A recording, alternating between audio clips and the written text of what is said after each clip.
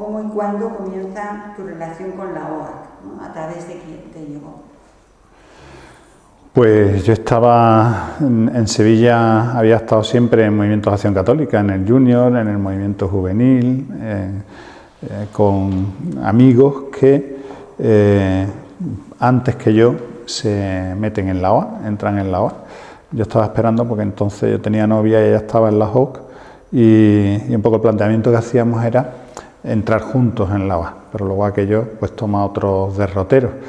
Y aunque yo conocía militantes, conciliarios de la OA, cuando me lo planteo es estando en el seminario. En el año 91 yo empiezo la iniciación en la OA con otro compañero seminarista y un equipo en el que hoy en mi equipo actual pues somos todavía núcleo original de ese equipo de iniciación desde el año 91, ¿no? Pero el conocimiento y la relación venía con militantes pues porque habíamos coincidido en comunidades cristianas populares, en otros ámbitos de compromiso, en otros ámbitos de presencia eclesial en Sevilla, ¿no? Antes de entrar en la UA. Y desde que me inicié, pues aquí estoy. ¿Dónde os reuníais o celebrabais las asambleas? ¿Qué persona fue más impactante? ¿Cómo estaba organizada la OAC entonces? Más o menos como ahora, del año 91 ahora ha cambiado poco allí en Sevilla, han cambiado personas, ha habido personas que se nos han ido, que han fallecido, ha habido importantes en la OA de Sevilla, ha habido también personas que se han incorporado, equipos que se han iniciado, que han ido entrando, la OA se ha ido rejuveneciendo y en los lugares prácticamente los mismos, las mismas parroquias de barrios obreros. Entonces sí hacíamos asambleas y reuniones en el seminario, en el antiguo seminario diocesano, también en el seminario nuevo hemos hecho después, pero fundamentalmente en parroquias de barrios obreros es donde nos hemos ido reuniendo, ¿no? Parroquias donde había conciliarios de la OA en esas parroquias, ejerciendo de párroco y que siempre han dado cobijo a las reuniones, a la presencia de la OA y donde había muchas veces militantes también en esas parroquias, ¿no? El sostén de nuestra vida de fe y nuestra militancia es el encuentro con Jesucristo, la espiritualidad. A lo largo de estos 75 años, la espiritualidad cristiana ha sido central en la vida de la UAC. ¿Qué características tiene la espiritualidad cristiana vivida en la UAC? Sobre todo es una espiritualidad seglar, militante, obrera. Es decir, es la espiritualidad cristiana vivida en la UA, pero con unas características muy peculiares, ¿no? Esa espiritualidad militante que nos lleva siempre al compromiso, entendido como la acción de gracias que expresamos con nuestra vida entregada, ¿no? Yo creo que en eso sí hemos avanzado mucho en todos estos años, de entender el compromiso, por ejemplo, como un acto puntual, como una tarea puntual que hacíamos, a entenderlo como una dimensión de nuestra espiritualidad y de nuestra vivencia cristiana, ¿no? Pues si somos cristianos, nuestra fe se manifiesta en lo que somos y lo que somos se manifiesta en lo que hacemos, y el compromiso ha dado ese tinte especial a la espiritualidad cristiana, ¿no? Es una espiritualidad de la reflexión, de la oración, de la contemplación, pero a la vez de la acción, del compromiso, del encuentro, de la relación, una espiritualidad seglar también, militante y seglar. Es decir, no es la espiritualidad que durante muchos años en la Iglesia se presentaba como modelo, la de los curas, la de los frailes, las monjas, no. Es una espiritualidad vivida en el encuentro con Dios, en la vida obrera, en el día a día, en las circunstancias de cada día, ¿no? Y sobre todo desde los acontecimientos, desde los gozos, las esperanzas y las luchas y las incertidumbres de la vida obrera, ¿no? Sobre ese buscar que la sagrada dignidad de la persona se pueda vivir, se pueda experimentar y pueda alcanzar a todos como expresión del amor de Dios en la vida obrera de cada día, ¿no? Eso, seglar, militante, obrera, son tres características muy propias de la espiritualidad de la OA, ¿no? Para los militantes, para los seglares, pero también de alguna manera yo creo que ha ayudado a que los conciliarios podamos hacer de nuestra espiritualidad también algo más encarnado, Porque en los seminarios siempre se nos habla de la espiritualidad sacerdotal, muy configurado en la celebración de la Eucaristía, en nuestra oración, en la dimensión sacerdotal de nuestra vida. Bueno, en la OA yo creo que las características de la espiritualidad de la OA nos ayudan a no echar el vuelo, a poner los pies en la tierra, a ser mucho más capaces de encontrar también a Dios en esa vida cotidiana y en esa vida obrera, ¿no? Desde nuestro ministerio y nuestro servicio. Muchos conciliarios dicen que en la OAC he aprendido a ser cura. ¿Qué enseña la OAC para ser cura diferente de otros espacios? A mí, por ejemplo, me ha enseñado a ser cura porque yo, ya te digo, yo entré en la OA, yo empecé la iniciación en el año 91 y yo me ordené de cura después, en el año 93. Es decir, yo ya llevo 2 años en la OA y todo mi ser cura ha sido siempre en la OA, en el equipo, como conciliario de equipo, como conciliario diocesano luego, he sido conciliario interdiocesano de Andalucía, ahora conciliario general, es decir, junto con mi estar en parroquia y acompañar comunidades parroquiales a lo largo de todo este tiempo y otras tareas eclesiales que he desempeñado, pero todo mi ser cura ha sido siempre dentro de la OA. Yo no he sido cura antes de estar en la OA y espero que no lo seré fuera de la OA, nunca, pero todo puede pasar. Pero a mí, por ejemplo, y yo creo que no solo a mí, yo creo que a muchos conciliarios, ¿no? Y yo eso lo he aprendido de muchos conciliarios mayores, sobre todo algo que está de moda ahora, yo creo que nos enseña el camino de la sinodalidad. Es decir, nuestro servicio es importante, es necesario, es identitario, si quiere, en los movimientos de acción católica, la presencia de los conciliarios, ¿no?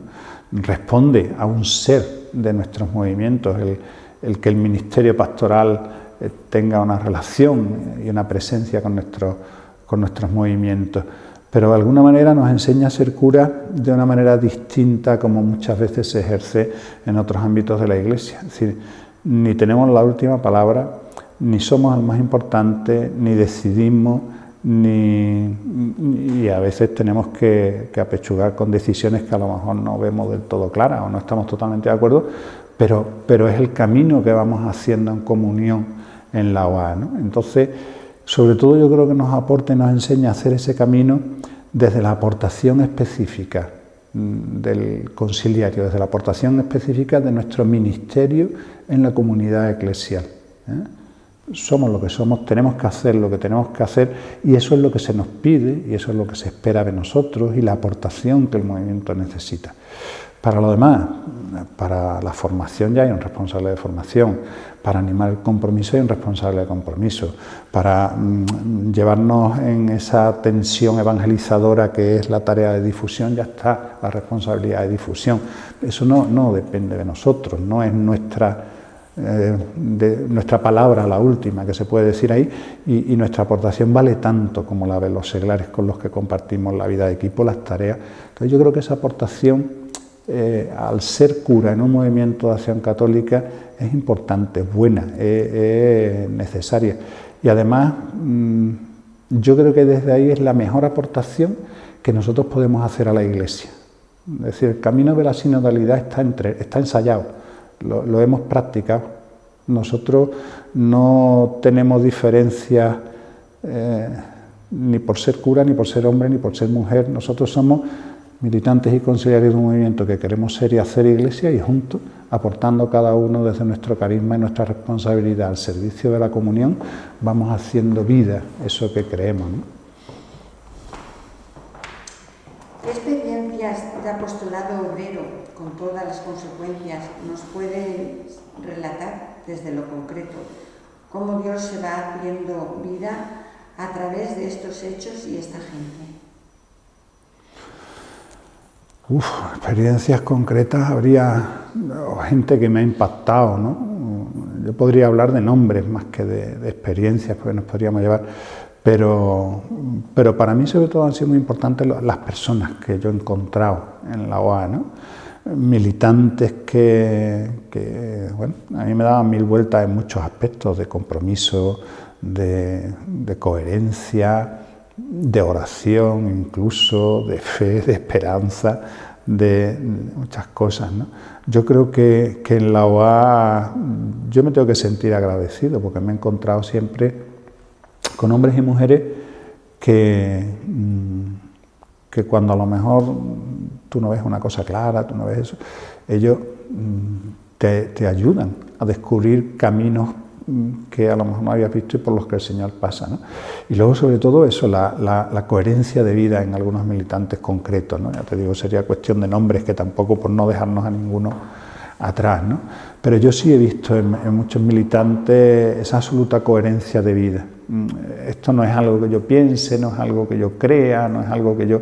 sino algo que yo tengo que vivir y que quiero vivir, ¿no? Y cómo esa coherencia de vida les ha llevado a compromisos, a conflictos, a pérdidas de trabajo, a enfrentamientos, a persecución, lo que dice el Evangelio en el fondo, ¿no? Y cómo a pesar de eso ahí han permanecido, y han permanecido sobre todo con alegría, han permanecido con esperanza y han permanecido acompañados por la comunidad, ¿no? En muchas luchas obreras, en muchas huelgas, en conflictos sindicales, en conflictos eclesiales. Bueno, pues yo he descubierto eso, sobre todo hombres y mujeres de esperanza. Es decir, ni esto ha empezado con nosotros, ni acaba con nosotros. Aquí la presencia de Dios nos lleva seguro a algo mejor de lo que nosotros podemos imaginar, ¿no? Y el permanecer, yo creo que es también una característica concreta. Hoy que está tan poco de moda eso de las cosas para toda la vida y de las cosas, la perseverancia, el permanecer, la fidelidad, ¿no? No solo a la OA, sino al Evangelio, al amor de Dios y al amor al mundo obrero, ¿no? ¿Cómo es una teología que toma conciencia de las preguntas de la gente y lo que viven? Principalmente la gente más conocida. Pues más necesitada. Yo no recuerdo ahora exactamente de quién es la expresión, que es reciente, ¿no? Me parece que incluso es un título de un libro, no sé si es, ya te digo, no sé de quién es, pero hablaba de una teología arrodillada, ¿no? Yo creo que la teología, esa reflexión de cómo hablar de Dios hoy en medio de estas circunstancias y qué significa la fe hoy, cuando se hace desde el contacto concreto con la realidad y con las esperanzas y con las luchas de la gente, termina siendo una teología arrodillada. No sé si era de Josito, de José Luis Segovia o de Luis González Carvajal, no recuerdo, pero yo creo que expresa muy bien eso, ¿no? Es decir, una teología no es una reflexión desde la mesa, desde la academia, desde el despacho, desde el altar, sino sobre todo una reflexión desde la contemplación encarnada de la realidad y desde el compartir la vida de la gente. Yo creo que desde ahí es de donde surgen las preguntas más profundas de la teología. En ese sentido, yo creo que la OA tiene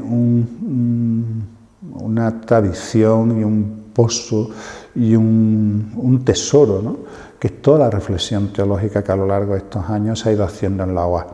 Quizá no con ese apellido, con esa caracterización, pero hemos hecho grandes y profundas y avanzadas reflexiones teológicas sobre la dignidad del trabajo, sobre la centralidad de la persona en el proyecto de Dios, sobre la antropología cristiana.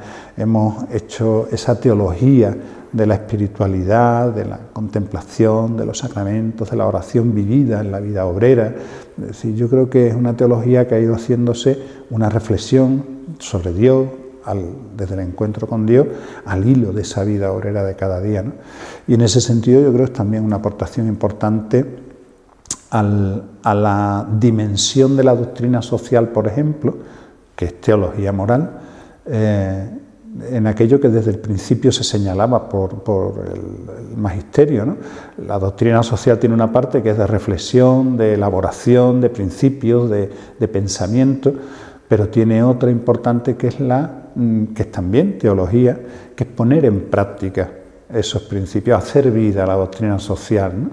Entonces, eso es teología moral también, es teología práctica, es teología pastoral, ¿no?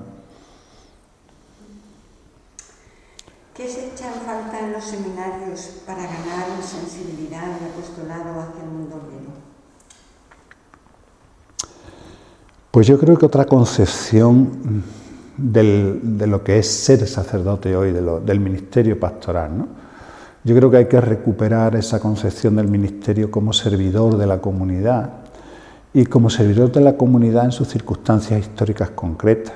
Muchas veces los curas tenemos, me voy a meter yo también, un problema que nace en los seminarios, que a lo mejor viene de la propia mentalidad que uno tenga, ¿no? Pero que en los seminarios al final se termina por cultivar. Tú eres el que mandas, tú eres el dueño, tú eres el que tienes el responsable de todo esto y por lo tanto tienes la última palabra y además es incontestable.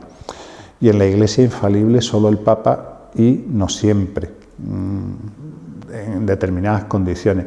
Yo creo que hace falta en los seminarios una profunda revisión, una conversión pastoral del planteamiento sacerdotal que se viene haciendo. A mí me duele ver que sacerdotes jóvenes, recién ordenados, con pocos años de experiencia, pues salen de los seminarios, incluso antes de ordenarse, absolutamente clericalizados, ¿no?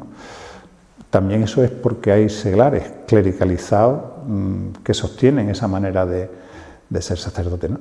Pero yo creo que no estamos prestando el servicio que la Iglesia necesita y que la comunidad cristiana necesita del sacerdote, ¿no? Hoy, yo creo que el ministerio pastoral, el ministerio sacerdotal es imprescindible en la Iglesia. Otra cosa será cómo históricamente eso tenga que concretarse, quiénes, cómo, en qué circunstancias, en qué situaciones, pero hay algo esencial. Es decir, el ministerio sacerdotal es un ministerio de comunión.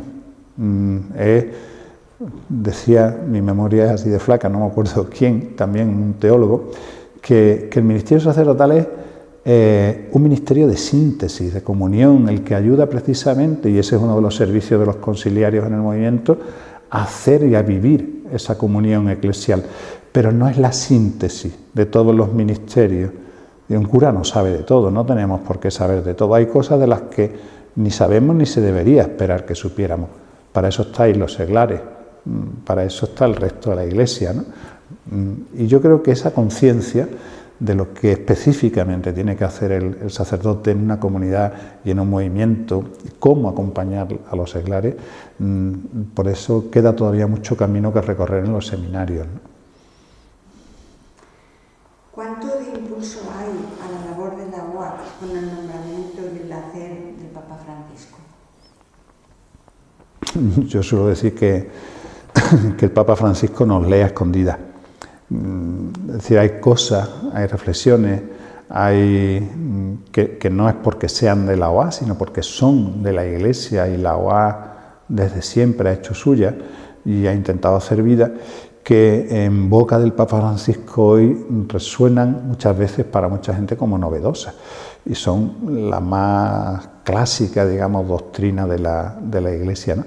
Yo creo que es un espaldarazo al reconocimiento de la necesidad de una presencia eclesial en ambientes de periferia, en ambientes de orilla, de borde, de precipicio, en los que muchas veces la Iglesia hemos pensado que bueno, que no había que estar con la misma intensidad que en otros, porque a lo mejor el rendimiento pastoral que se sacaba no era el mismo, ¿no?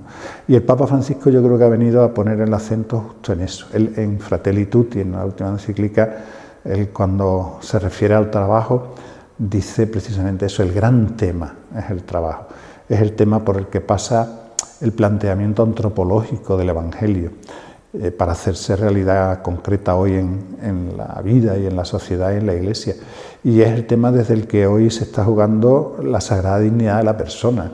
Y es el tema que transversalmente afecta a todas las situaciones de pobreza a las que tenemos que servir. Entonces yo creo que el Papa Francisco ha venido a poner en valor eso. Es decir, la Iglesia tiene que estar ahí, donde desde siempre, desde el Evangelio hemos querido estar, pero a lo mejor no hemos sabido, y desde donde siempre la OA hemos querido estar y lo hemos intentado con nuestras debilidades y nuestros fallos, ¿no?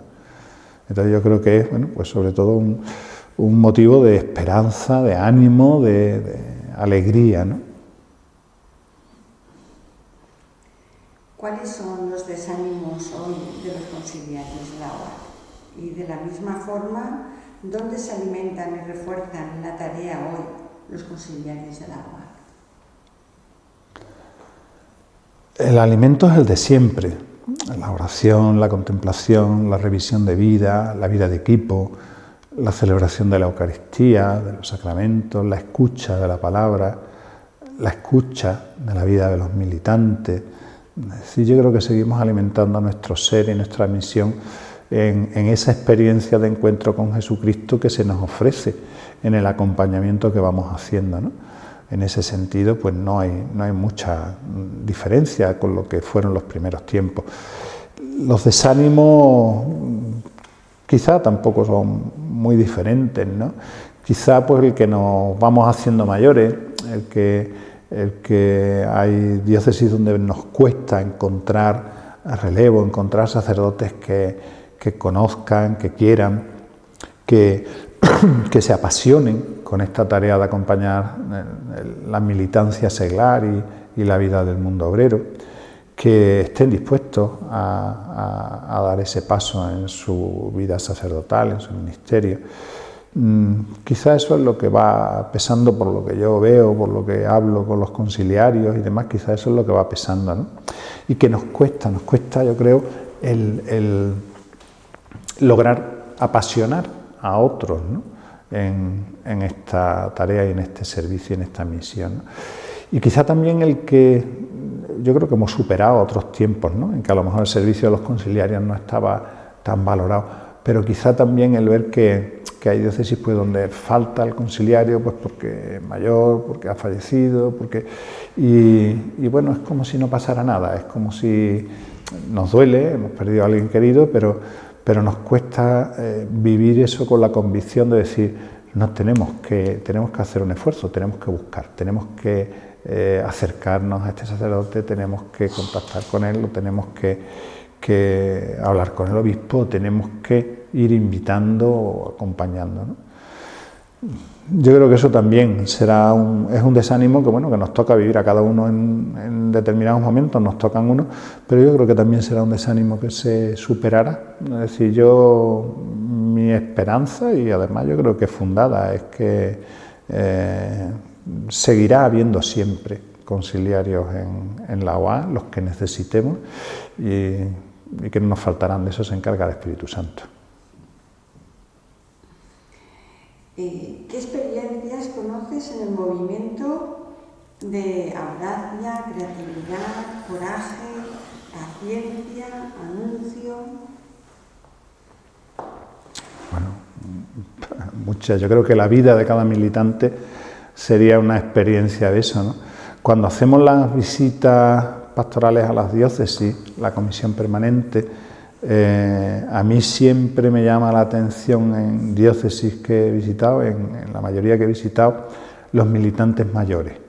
Y esos militantes de la primera hora, algunos ya pues de 90 años, algunos más incluso, que siguen al pie del cañón con toda conciencia, ¿no?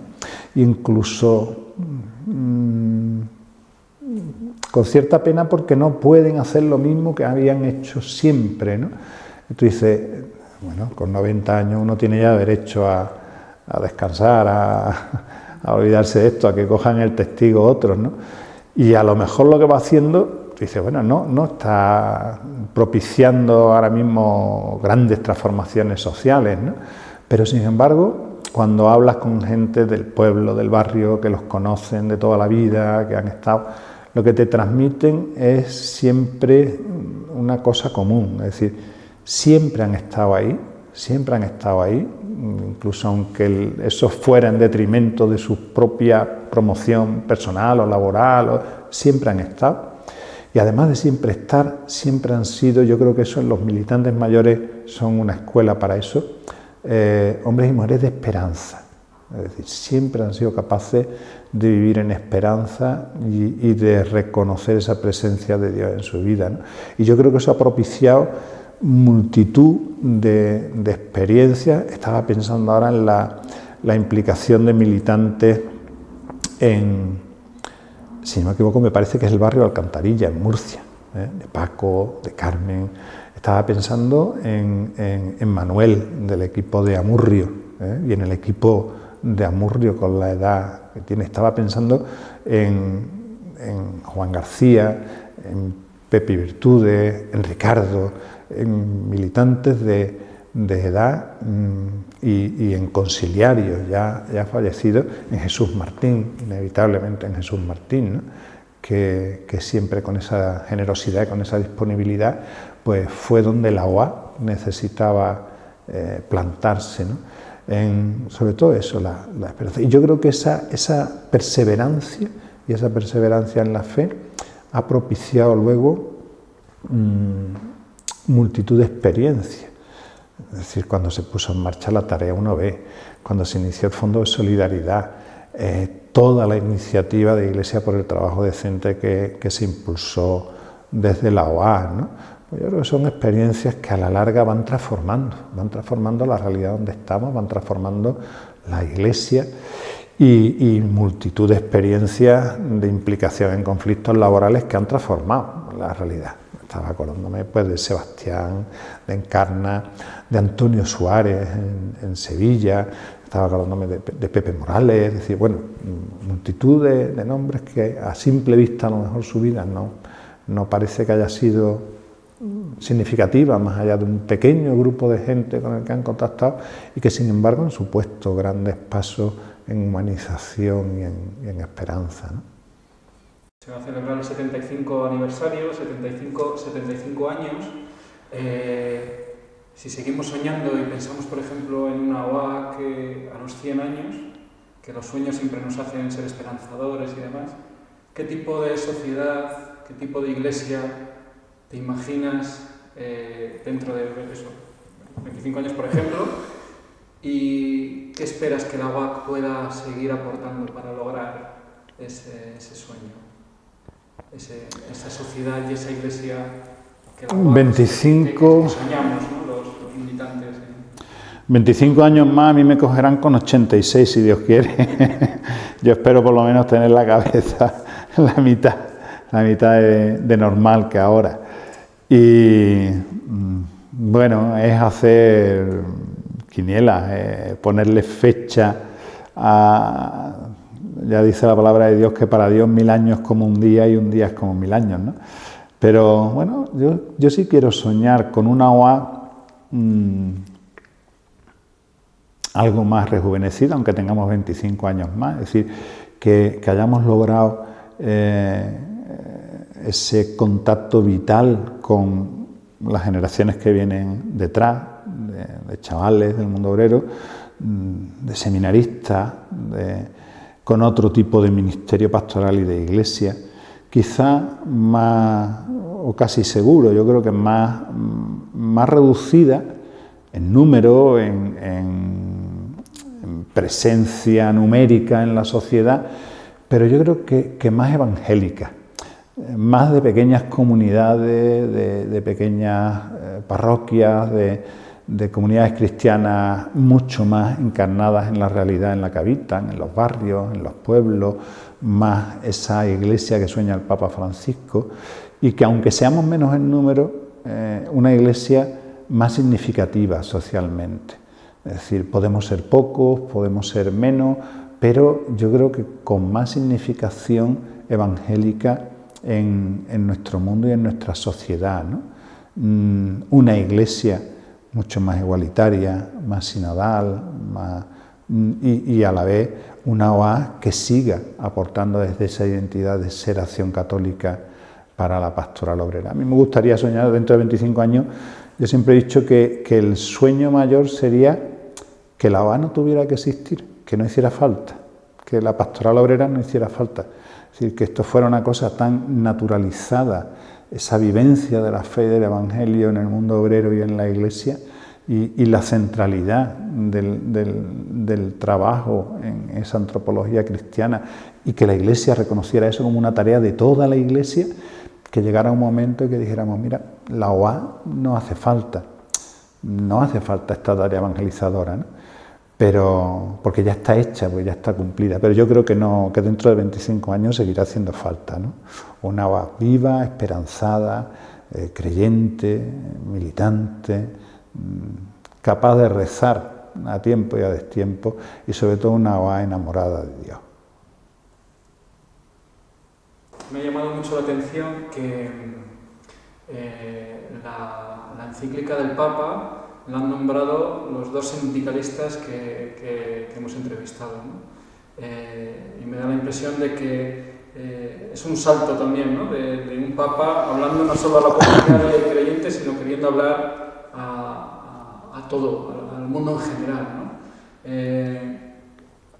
¿Eso nos da alguna idea, alguna pista de cómo extrapolar mucho del trabajo que parece a veces interno hacia la UAC, o que la pensamos mucho hacia los militantes que estamos, la gente que estamos, lo organizativo, o no sé, porque a mí sí que me ha hecho así como pensar un poco de decir, ostras, que otra gente que en un principio parece que, bueno, que ni les va ni les viene, son los que hacen referencia a lo que el Papa está diciendo, ¿no? Está acertando en tocar cosas que la gente está viviendo, o que la gente está preocupada, o que la gente está... Yo creo que ahí la UAC también... ¿Qué pistas podemos recoger? Sí,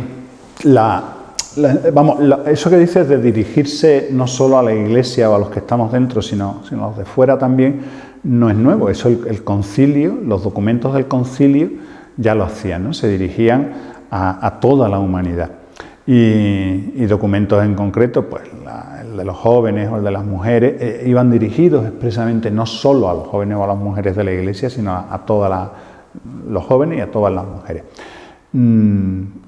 Pero en ese diálogo más de tú a tú que el Papa establece con el mundo, con eso, yo creo que esta encíclica, la Fratelli Tutti, es significativa porque, aparte de alumbrar ese camino de esperanza en medio de todos los que estamos viviendo, hace también una apuesta muy significativa, o remarca mucho la dimensión política de la fe. Quiero decir, la fe no es una cuestión privada, no es una cuestión individualista de Dios conmigo y de mis misas, mis cumplimientos No, la fe tiene que generar una vida. Si no genera vida, no es fe cristiana, no es la del Dios de Jesucristo. Y eso significa que la fe nos lleva a una vida en la que la fe también se convierte en una tarea política, genera una tarea política. Hay una dimensión política de la fe irrenunciable, entendiendo política no como el partidismo de una opción concreta, sino como esa acción en pro del bien común. Entonces, la insistencia que el Papa hace desde antes en esa importancia de la política, en el bien común, en la preocupación por el bien común, en ese tender puentes, en ese diálogo social, en esa amistad social que dice, en esa fraternidad como horizonte vital, y en la medida en que eso se convierte en tarea política y sindical, yo creo que necesariamente tiene que impactar, ¿no? En el encuentro que hubo en el Vaticano en el año 2017, el encuentro de organizaciones sindicales, el Papa les recordaba, entonces la más reciente era Laudato Si. A mí me llamó la atención cómo las organizaciones sindicales presentes en aquel encuentro, en el manifiesto final, asumían y lo expresaban así, de manera explícita, asumían como hoja de ruta lo que Laudato Si planteaba desde la concepción de que había una única crisis, no una crisis social y una crisis ecológica, sino una crisis ecosocial. Es decir, todo estaba interrelacionado, de manera que responder a una no se podía hacer sin responder a otra. Si abordábamos lo ecológico, necesariamente teníamos que abordar la dimensión social de la existencia. Y si queríamos abordar la humanización de la existencia, teníamos que abordar esa dimensión ecológica. Bueno, proponer eso como una tarea política, que es decir, el Evangelio tiene una propuesta de humanización que no es exclusivamente una propuesta para creyentes, es una propuesta para toda la humanidad. Y por eso la ofrecemos a toda la humanidad, invitamos a toda la humanidad y a los políticos especialmente, a los sindicalistas, a quienes tienen responsabilidad en esta tarea, a construir el futuro y a construir la sociedad desde la fraternidad como clave de la existencia. Yo creo que eso es algo propio de siempre de la fe cristiana y que el Papa Francisco ofrece. Claro, es un ofrecimiento en el que necesariamente las organizaciones sindicales tienen que sentirse interpeladas y además convocadas a una tarea que es suya. El Papa les recordaba que sindicato significaba precisamente eso, justicia, buscar justicia juntos, ¿no? Y a esa tarea los convocó también en aquel encuentro, y yo creo que esta encíclica lo que hace es volver a ofrecerle de una manera concreta, no recuerdo el número, pero cuando él describe lo que es el amor concreto en Fratelli Tutti, pues habla de todas estas situaciones, de todas estas realidades, y de cómo el amor al final se tiene que hacer objetivo, se tiene que hacer concreto, para que el otro pueda sentir que nosotros somos sus hermanos. Que el problema de la fraternidad no es que yo diga soy hermano de todos, sino que quien necesita que yo sea su hermano pueda sentirme así, pueda sentirme como tal, ¿no?